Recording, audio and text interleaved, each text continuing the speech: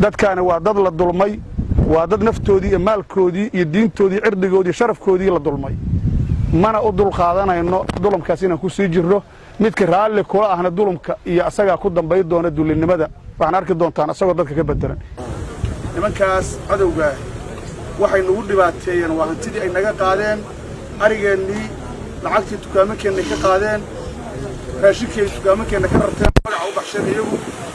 waxaas way waxay nagu dhibaateeyeen waxaa maanta ilaahay fadligiisa baraarugay kuwii u qal raarici jiray ee rabay ee jeclaa ee lahaa arigaa haddii la ku rooya ha la siiyo lahaa ha la siiyo raashinka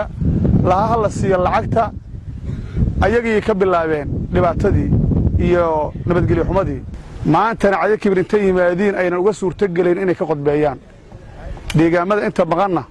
waxaan rajaynaynaa maanta kadib inayna ka qodbayn doonin biidni illaahi tacaala ma ka qodbayn doonaan deegaanadayada ma u tali doonaan neef damboon leennahay ma wada doonaan qof dambe oo deegaanadan u abtirsatana waxba uma sheegi doonaan insha allahu tacaala waa laydiin diyaar garoobay insha allahu tacaala gacmaheenna iyo waxa aan sidanno yaan laydinku ciqaabi doonaa laydinkuna dili doonaa intaysa idin soo gaarin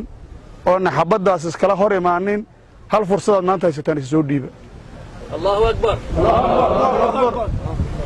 hal fursadaad haysataana isa soo dhiiba haddaad isa soo dhiibtaan intayna xabadda aan idinkala hortegin naftiinna iyo maalkiinnaba waa amnigi gelaya haddaad isa soo dhiibi weysaan oo aan gacanta isla galnana nin gacantaaga lagama degi doono fursadaad haysataan farriintaana waa idin soo gaari doontaa isa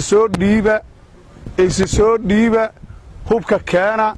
gaadiidkaad wadataan la soo fakada haddii ilaahay ku roy naftiinna la soo fakada maalka aad sidataan la soo fakada intaan ciqaabtaas iyo dhibaatadaas iyo xabaddaas idinku imaanin dadkaana way baraarugeen wayna soo jeesteen mana dhici doonto hurdo dambe in lagu gaado